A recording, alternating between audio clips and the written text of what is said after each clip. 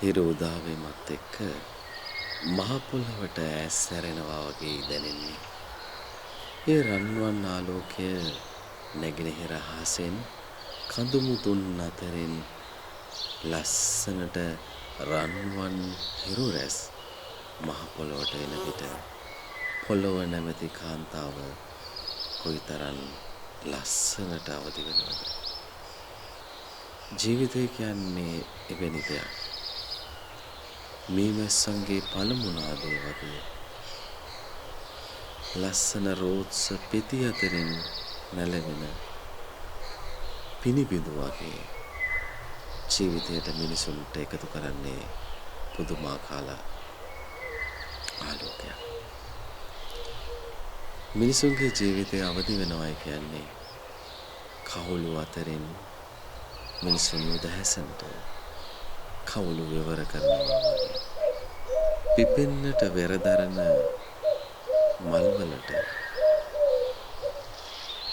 හිරු රැස් වැටි ඒ අවදි කරනවා වගේ. මුළු ලෝකයට අපි විශ්වාස කරන්නේ ආදරය කියන අතිශය මානුෂීය බැඳීම, අතිශය මානුෂීය ප්‍රපංචය ජීවිතයට පසක් වෙන හැම මොහොතකම ජීවිතයට එකතු වෙන්නේ සැබවින්ම ආලෝක ධාරාව. ඒ ආලෝකය ඇතුලේ මිනිස්සු ජීවත් වෙනවා කියන කාරණාවයි මිනිසුන්ට දැනෙන්නේ. ඔබ සුන්දරත්වයේ ජීවිතයේ සොයනවා නම් ඔබ සොයන්නම අවශ්‍යම දේ කුමක්ද? ඒ ආදරයයි. අපි එළිය සොයනවා කියලා කියන්නේ ජීවිතේට ඒත් ආදරයයි. සෑම උදෑසනකම හිරු එළිය මහ පොළොවට එකතු වෙන මහා හිරු රැස් වගේ ජීවිතයට ආලෝකය එකතු කරන්නේ ආදරයයි. අරුණලු වැටි ජීවිතයට එකතු වෙන ඒ ශක්තිය, ඒ ගුණය තමයි අපේ මේ මොහොතේ අපේ හුස්ම ගන්නා මේ මොහොතේ අපිට පියවි සිහිය ලබා දෙන ගැඹුරුතම ජීවමය ධාරාව. ගම් යුරු ඇතුලෙන් නැගෙන ඒ ලා හිරු රැස් වලින් වැටෙන ඒ අපූර්ව චිත්‍රය ඔබට පේනවද? වැයි බලා බිඳු අතරින් හෙමින් හෙමින් දිය මතට ලං වෙන ඒ පිනිබිඳු දිය බිඳු ඔබට දැනෙනවද? ජීවිතය කියන්නේ හරිම ගැඹුරුතම ආදරණීය කවියක්. ඒ සියුම් තැන් සොයන්නට, ඒ සියුම් තැන් විඳින්නට, ස්පර්ශ කරන්නට ඔබට ඕනම දේ ආදරයයි. ඒකයි ජීවිතය කියන්නේ. අරුණාලෝකයත් එක්ක බැඳිච්ච ජීවිතය හැමදාම අවදී.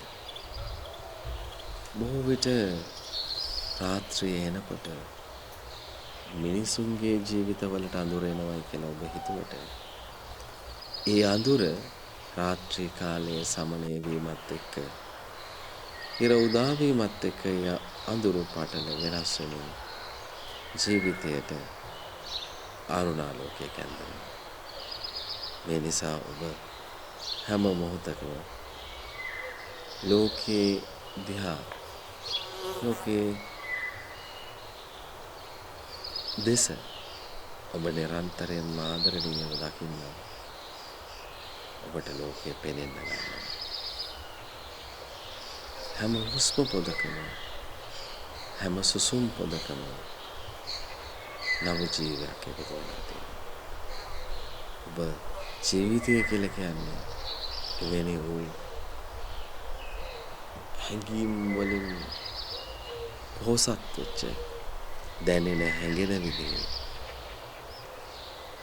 හිතක් ඔබට තිබෙනවා.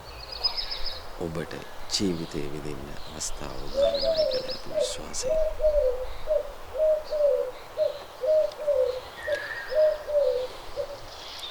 ඔබ හිතනවද ජීවිතයේ අනිත් අයට ඔබට පෙන්වන්න පුළුවන් කියලා?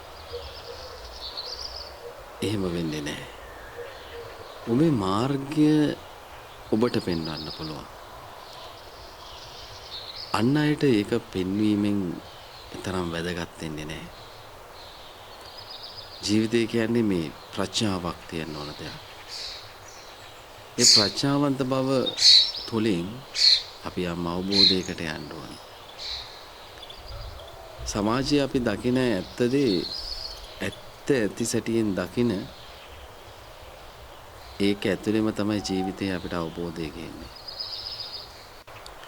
මේ හැම දෙයක්ම කරුණාවෙන් මෛත්‍රී සහගත සිතුවිලි වලින් දැකීම තමයි ජීවිතේ අපි හරියට දකිනවා කියලා කියන්නේ. අපි අවිද්‍යාවෙන් ජීවිතය ගත කරාම හැමදාම අපිට පේන්නේ ඒ අවිද්‍යාත්මක ජීවිතයමයි. ඒක තමයි ඇත්ත. ඔබ හැම මොහොතකම ජීවිතේ ප්‍රඥාවන්ත භාවය යථා ස්වභාවය අපි තේරුම් ගැනීම අතිශයින්ම වැදගත් වෙනවා. සාරවත් වූ ජීවිතය කියලා කියන්නේ ප්‍රඥාවන්තයන්ගේ ජීවිතය. ඒ ප්‍රඥාවන්තයන්ගේ ජීවිතය අපේ මගක් විදියට යනවා නම් අවසානයේ අපිට නිවන් දක්නාතුරා යන ගමනක් බවට ඒකපත් වෙන්නේ. ගෞතම බුදුරජාණන් වහන්සේගේ දේශනාවල අවිද්‍යාව තුළ පිරී ඉන්න එක නෙමෙයි. ගෞතම බුදුරජාණන් වහන්සේ දේශනා කරන්නේ අවිද්‍යාවෙන් ඈත් වෙලා ප්‍රඥාවන්ත භාවයේ ජීවිතයට අත්පත් කරගන්න කියන එකයි. ඔබ හැම විටම ජීවිතයට මේ මාර්ගය වෙත ඔබ යා යුතුයි. ඔබ යන්න ඕන මාවත එයයි කියලායි අපි විශ්වාස කරන්නේ. සියලුම සත්‍යය ගැන මෛත්‍රියෙන් කරුණාවෙන් දකින හිත. පලිගැනීම විදියට හිතන්නේ නැතිව අනිත් තමුන්ට යම් කෙනෙහිලිකම් කරා ඔවුන් ගැන මෛත්‍රියෙන් කරුණාවෙන් ජීවිතය දිහා බලන මිනිසුයි වැදගත් වෙන්නේ. ඒ නිසා ප්‍රමාද නොවි ජීවිතයට අපි එකතු කරගන්න ඕනම දේ තමයි නුවණක්කාර බව. හැබැයි මේ හැම දෙයකටම පෙරටු වෙන්නේ මනස. මේ හිත කියන එක හරිම ලස්සනට අපි රිද්මයානුකූලව හසුරවන්න අවශ්‍යයි. ඒක මනසින් කරන භාවනාවක්. මේ මනසින් කරන භාවනාව අපි තා හොඳින්ම කළොත් තමයි අපිට සැබෑ සතුට මුක්ති විඳින්නට හැකියාවක් ලැබෙන්නේ. ද්‍රවංශිකේ දේශනාවලම මේ කාරණාව ඉතා හොඳින් පැහැදිලි වෙනවා. ජීවිතයේ අත්විඳින්න නම් ඔබ මනස දියුණු භාවයට පත් කරන්න. ඒ කියන්නේ ප්‍රඥාවන්ත භාවය ජීවිතයට එකතු කරගන්න. හිතට ඒක ඇති කරගන්න. ඒ නිසා සැබෑ සතුට සැබෑ වින්දනය තියෙන්නේ ඇලීම ගැටීම ඈත් සංසාරය ගැන තේරුම් ගත්තු මිනිස්සුයි කියන කාරණේ තමයි අතිශයින් වැදගත් වෙන්නේ. අද දවසට අපි නතර වෙන්න.